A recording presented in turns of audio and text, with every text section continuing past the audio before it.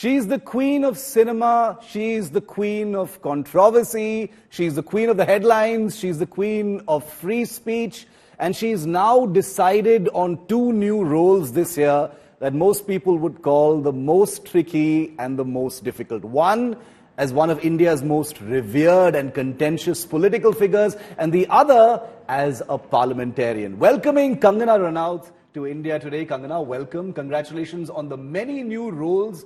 Indira Gandhi first. Let's talk about that. Emergency is coming up. Everyone's looking forward to it.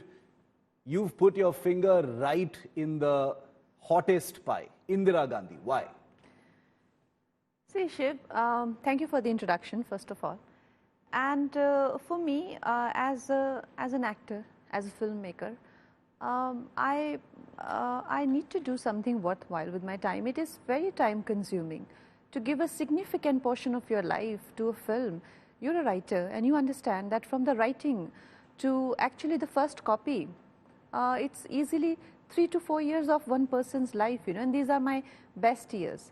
And I wanted to do something worthwhile, not just as an artist, but as an Indian, as a citizen of this country. And emergency is such a, I don't know if misinformed or, best kept secret, or I don't know how to describe it. Is it worse than we think it is or better? See, don't try to jump to a conclusion. Just don't try to sum it up in one word or two words or get the juice out just in a minute. No, it's a very big journey. And emergency, for the good or bad of it, my investment as an artist is into why and how it happened, and what were the consequences of it, and what were the repercussions of it, and how did it culminated eventually. That, as an artist, as a writer, as somebody who really invests in the interest of nation, I want people to take away that from the film rather than thinking ye log अच्छे थे या ये लोग गंदे थे. No, I think हम सभी अच्छे होते हैं और हम सभी गंदे होते हैं. It is just that what gets better of us when. So Mrs. Gandhi, for the good or bad of whatever, she is the most loved and most hated person as a leader. Most polarizing figure. Yes, Mrs. Gandhi, when you think about Mrs. Gandhi, maybe after emergency people will start to think of her differently. But right now when I say Mrs. Gandhi, what kind of a leader comes into your mind? Jo Abhinav Chandi Durga, Indira, Indira, Indira. These were the slogans, and apparently Atalji said this, yes, which later he disowned. But this was very popular. Indira is India, India is Indira. Yeah. But at the same time, वो भी आपको archival में मिलेंगे जब वो बाहर निकलती थी और जूते चप्पल और लिटरली उनको नोच देने की कोशिश होती थी. ऐसा लगता था कि लोग अगर हाथ लग जाए तो शायद लिंच कर दे. तो इतना प्यार और इतना हेट एक ही पर्सन को, how can this country, and why was that and how was that? It is also very exciting because it is not just Mrs. Gandhi, it is with almost every leader, if you see. They are loved, they're called avatar, and around us also you see. Yeah. And then suddenly the fickleness of this this public and leader relationship, and Mrs. Gandhi, quote unquote, she said in her biopic that this sort of fluctuating love, I can never trust the masses. It got to me. And I think her life is like is grand Shakespearean tragedy, and I love that. And there are many Shakespearean layers we hear about your film. And it's very important to also note, Kangana, that this isn't a biopic. It's not a documentary. It's a story that's based on a book. You've had writers bring out the cinematic aspects of this as well. But it's still a touchy topic with some very powerful people. Indira Gandhi is still considered Durga by a large section of this country. What was your biggest personal learning about Indira Gandhi, the individual? The reason I'm asking is because you've been on record to say that she was a product of nepotism as well, but she wanted to find her own space. I don't know why people are so uncomfortable with truth, as if it doesn't stand there glaring at us evidently and just so obviously. I don't know why people pretend as if it doesn't. To me, Mrs. Gandhi is what she is, and we cannot compartmentalize people as good or bad. So I think if you look at from that perspective, yes, this film will open many, doors for you. But at the same time, for me, she was, I think if a very close comparison I'll have to draw with my film is maybe Oppenheimer. I think it's such a lovely, you can't really decide whether to root for him or whether not to, whether he's getting manipulated or he is manipulative. But aren't we, all of us are like that? I think life is not so limited. It demands you to be so much, and at times to be the person you don't want to be. You hate it to be. And that is why I call it Shakespearean tragedy. It is so much like Macbeth. Macbeth was destined to be the king. He was, and when he becomes the king by killing the king, the dagger follows him, his conscience follows him. And Mrs. Gandhi by Pupul Jekar, there is a very important line that she said when Jiddu Krishnamurti asked her to put an end to emergency. She says that, Jiddu, I feel like I'm riding a ferocious beast, but I get off now, it'll eat me up.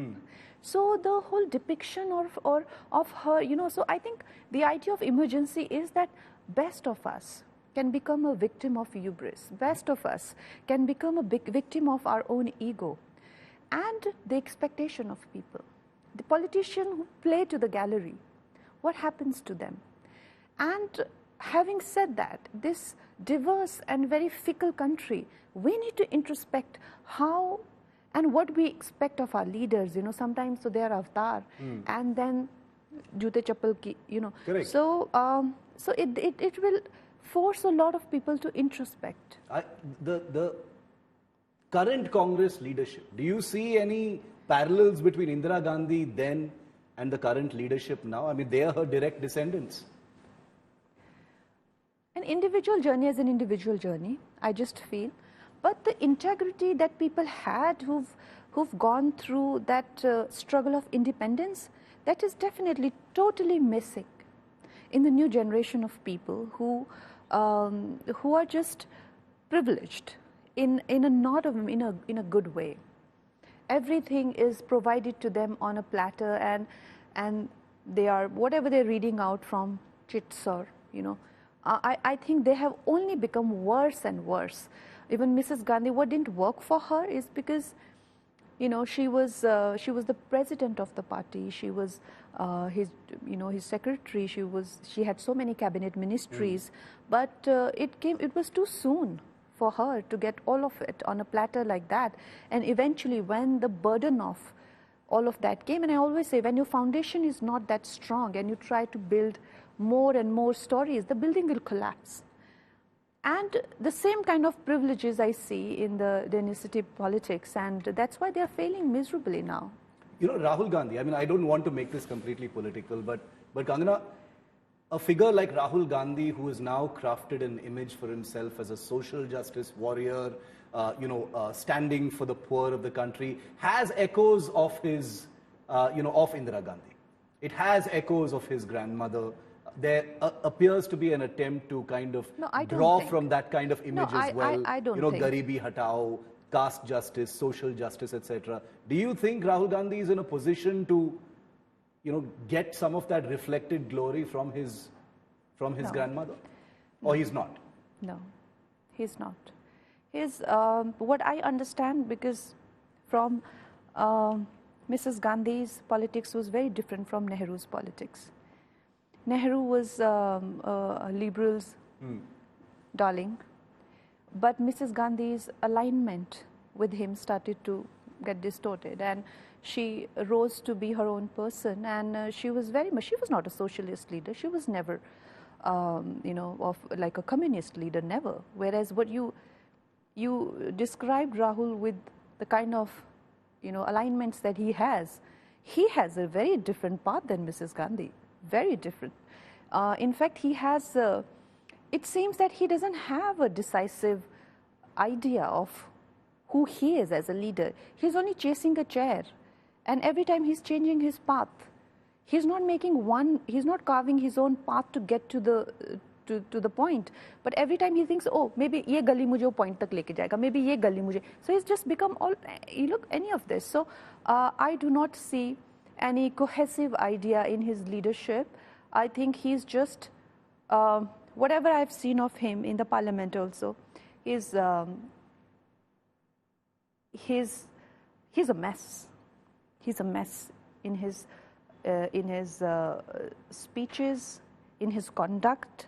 In fact, I had even gone to say, when he started to do that whole gimmick about God's pictures, and he started to say that I am Shiva and I'm Shiva's Bharat and all of that, I was like, he should be tested for drug intake or something, because it was just, I don't know how you're calling him all of this, that he's got this image of, people's savior, because it just seems like a PR idea, but on the ground reality of it is very different, Shiv. I don't know how you're falling for it. No, I mean, it's the image that the Congress is carving out for him. That's the hopeful. People falling they're for hopeful. it is about the voters ultimately. No, they're hopeful that it happens, but I don't think it is happening. Okay, now you said something very interesting, Kangana, which strikes me as important, especially when you make a film on a sensitive, polarizing topic like Indira Gandhi and the emergency, which is that people tend to leap towards forming an opinion of good and bad, whereas there are shades of grey. Now, I would argue back and say that your party's government has this year announced something called Samvidhan Hatya Divas. That to me sounds like, a refusal to look at it in shades of grey, as you are suggesting. But in terms of black and white, how does your vision of Indira Gandhi reconcile with this? Or it's okay to have two views. I'm not saying it's not okay to have two views. You're being very limited in approach. When we see a human is a possibility. A human is a possibility. As different from emergency. No, a human is a possibility. I could be a don, a criminal, but I can be a very good father to my children. My children would not see me as a don or criminal. I could be a very kind neighbor. I could be a serial killer, but there may be one person I'm doing everything for. So a human is a possibility. Yeah. A human always has a chance to be, but that we are talking about human, but an action. When you talk about an action, then there is no scope of shades of grey or white. An action has an intent, and an intent has consequences. It has a destiny, and it will roll in so many other events that will never be the, life of their people who are doing it, or the ones who are being subjected to it, will never be the same again. So when you talk about actions, they can be perceived in completely black and white. So when we talk about Mrs. Gandhi, yes, she is, when she divided Pakistan, or when she, whether Harit Kranti, Green Revolution, there are so many things that can be attributed to her. But emergency, no, she needs to be called out for that. Kangana, you're an incredible actor, and you bring a certain personality to each and every one of your roles. A question you've commonly been asked is, why do you take these difficult roles where there can be so many questions? Why don't you just settle for the safe roles? I'm not going to ask you that question. I already know the answer to that. But my question is, in the case of emergency, your critics, and boy do we know you have enough of those, hecklers, and I'll come to that in just a bit, is that they'll say that here you are, here is Kangana, freshly minted BJP MP, attacking the Congress leadership, labeling Rahul Gandhi and the others in whatever way she wants, but still trying to draw some glory out of a historical figure from the Congress party like Indira Gandhi. How would you rationalize that? How would you explain that? They'll say that you're attacking them, and still you want the spotlight from their figures. Their figures, my figure, my country, you can't come in, my industry, you're not allowed to be here. You can't sit with us. All of this comes from a certain mindset, and we want to break that mindset. Today, why Rahul Gandhi has failed as a leader is because he has this mindset. So kursi meri hai, mere ye jagir hai hamari. No. When a prime minister, 3 times jo prime minister, we have had, she belongs to everybody. The history of the country everybody has the equal right on the history of the country. As an artist, it is my fundamental right to be able to explore the constitution and the history of it, and to present a valuable work of art which can be seen by generations to have an understanding of India as a socio-political backdrop. So I don't see her like Rahul Gandhi's dadi. his parties और उसके जो चमचाज हो, they must be seeing कि राहुल गांधी की दादी पे film बना के पैसे कमा रही है. No, she is not Rahul Gandhi's dadi. She has been India's prime minister. She's Indira Gandhi, and I think even the airport is on her name, isn't it? Yeah. You know, so honestly, this limited perspective, I was always subjected to this perspective. Even in my initial years in film industry, they were like, get out of here, you don't belong here. So this needs to go. This needs to go. You've entered parliament. You had no political papas, you had no political patrons, and your fans, your admirers, and even your critics, even those who hurl abuses at you, Kangana, will have to acknowledge and admit that here is a person who has gone into the film industry without any supporters, and now gone into politics, the highest house of parliament, without any supporters. Tell us about what your first few months as a parliamentarian have been like. What's the best and the worst thing? First of all, I would like to correct you. Yes, it's true. In the film industry, I landed there on my own, and I had no support. In fact, I had only opposition. But in Bharatiya Janata Party, I do have a lot of support. They're very supportive. No, but you didn't have any family connections that got no family connections. I'm talking about that. But they, the kind of sentiment they have for people who come from the grassroots level. Even when I campaign, MPs usually work with a lot of Vidhan Sabhas. They have a lot of MLAs, Most of our MLAs, कोई मजदूर के बेटे हैं, electrician के बेटे हैं, कोई बिना चप्पल पहने स्कूल जाते थे. They all come from grassroots level. This was not the scene 10 years ago, So they look for people, who have excelled in their respective backgrounds, but they look for people who come from humble backgrounds and who have made it on their own. And I was, in fact, offered a seat even in 2019. Yeah. And then I took my time because I always felt that it is so valuable. This place is so valuable. So do it at the right time. Yes, I should be doing it when I can dedicate myself completely to it. So, but there is a lot of warmth in the party. There's a lot. The leadership is just. They have always guided me. Whether it is Amit ji or Gadkari ji, Yogi ji, Shivraj ji. These are some of the people, like some of the nicest people I've ever met. So I'm just in awe of them, and I think. I sometimes wonder that will I be able to have this kind of a grace and this kind of a demeanor like a couple of decades down the line where people come in, and will I be like them, to them and welcoming and making them feel like they can be so great and they're just being limited and they can do it, because I do get exasperated. I sometimes feel have I made the right choices? So I get. But do you ever feel that way?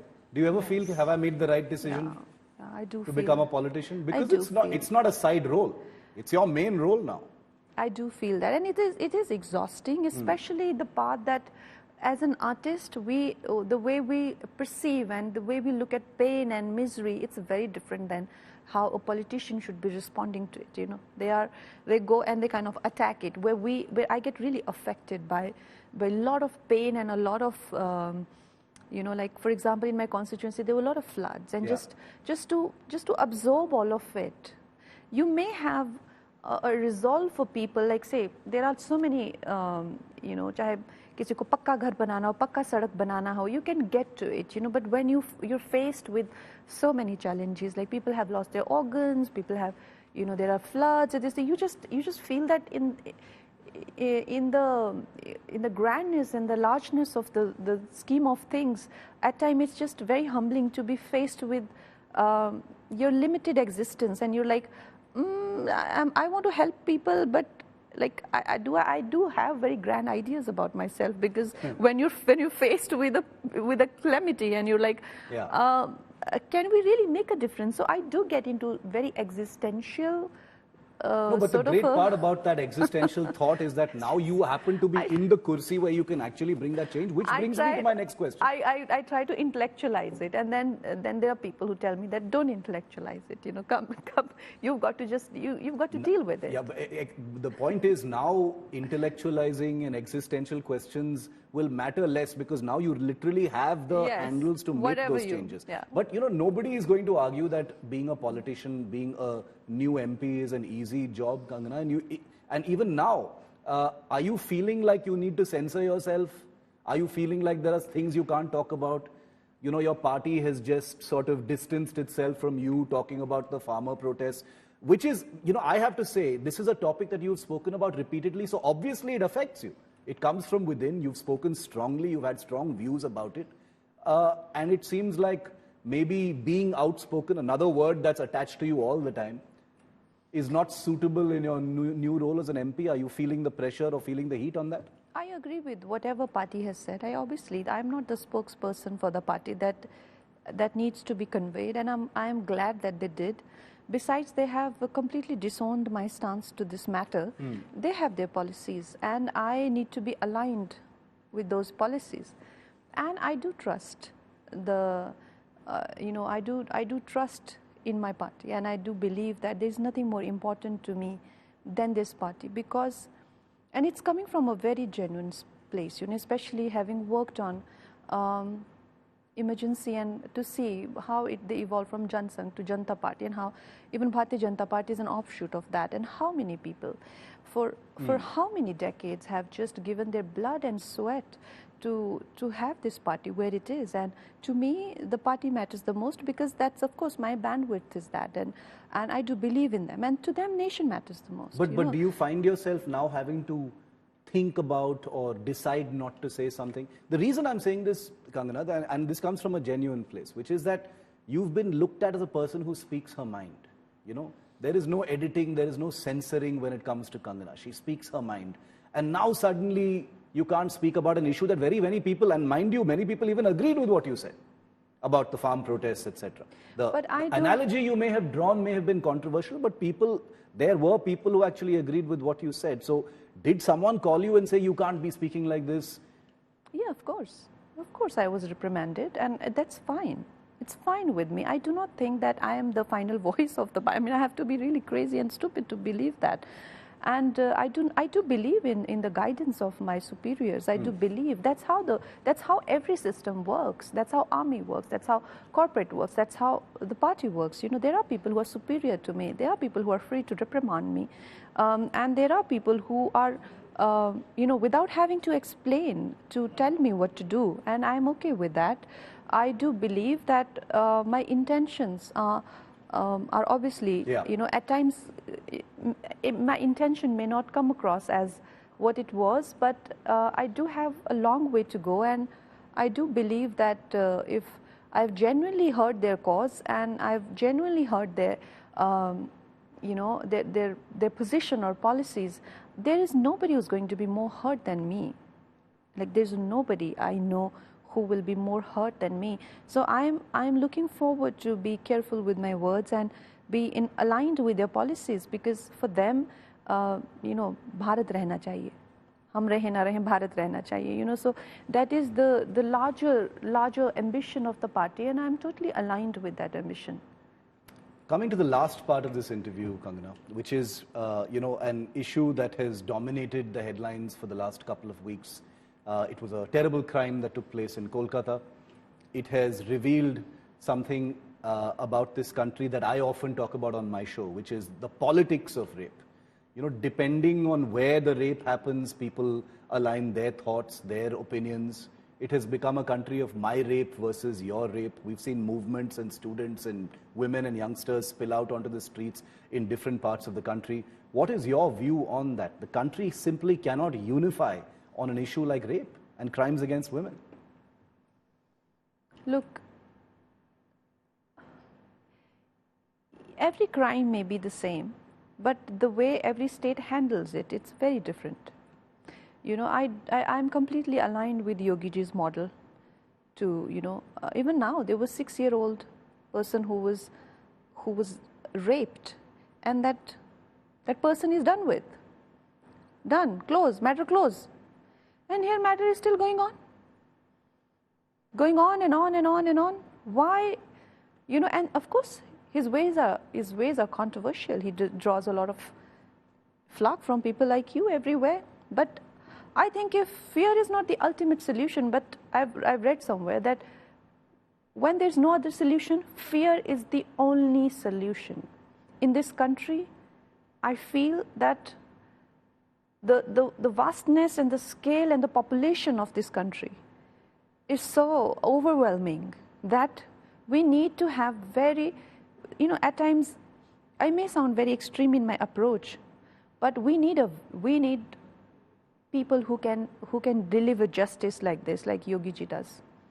You know, they should be delivering justice within a week, and for that sometimes, you know, he has his own intelligence, his own brilliance, his own ways of handling things, and I'm in complete approval of that. But what is happening in Bengal is just so shameful. You know, the criminals are being protected, the students are being tortured, they're being harassed. Yesterday also we saw the drama that's going on there. So when for the vote bank, you are okay to, you know, to get hands in glove with the criminals and with all kind of shady people, then obviously these things are unavoidable. But look at Yogi ji. You will never find him in a situation like this. Never. At least I am very proud of him. You know, I think Yogi ji is, for me, he's, you know, the state that the way it should be, but then he's called what? He's called a Bhagwa, you know, Sanghi, and God knows what all he's called. So if this country needs law and order, they need to respect leaders who are nationalists. Look at the Malayalam film industry, and this is my last question because we're out of time, Kangana, is this big report has come out after so many years revealing, you know, the molestation, rape culture, power cartels within the Kerala film industry. And some people have said that this is true of every film industry, it's just that it's only come out in Kerala. Yeah, they were hiding it for 6 years. They were sitting on it, hiding it for 6 years. I have nothing to say about the film industry. I'm just so, you know, just, it's a hopeless place. It's a hopeless place. I have put everything at stake, from my career to my choices. I've took cases on me. I've, you know, even started Me Too movement. We've even collectively, which didn't go anywhere, by the way. It didn't go anywhere. I started a parallel feminist cinema when these women attacked me. When my films don't do well, this so-called outsider and you know, women who get to do these films because of me, because I've actively fought for pay parity. I didn't do Khan films, I didn't do Kumar film, I didn't do Kapoor films. When my films like Emergency does well, they're hiding. They're nowhere to be seen. What happened to these things? 10 years ago, you can see mine and Amir Khan's you know, episode of Satyamev Jayate. I'm calling them out for their screenplays where girl is saying no, and they're saying yes. You know, and I'm calling out the rape culture. I'm calling out the item number culture. I said no to. मैंने सबको दुश्मन बना लिया अपना, सबको दुश्मन बना लिया. But where do we end up now? Same sexist cinema, same kind of, you know, violent and, you know, promoting women violence cinema is doing better than ever it ever did, you know. So, and about this report about Kerala, I've been talking about it for so long. Yeah. But where did it go? It didn't go anywhere. So it's a hopeless place, and I think I've just wasted so much of my time trying to bring changes and trying to, you know, do things. It brought changes in my life. Maybe I've you know, I've come to a very safe and secure place as a woman, but I'm sorry, I'm very disappointed in girls who promote these item numbers, who do these item numbers, who don't take onus about sexualization of young women. I'm very disappointed in women who do not promote other women's work. I'm very disappointed in women who tell me that, you know, why you're fighting. There are women who tell me that, you know, why so many fight? They don't understand who am I fighting for? Am I fighting for myself? I've only lost on opportunities, on money, on brands, on everything. I'm very disappointed in them. You say it's a hopeless place.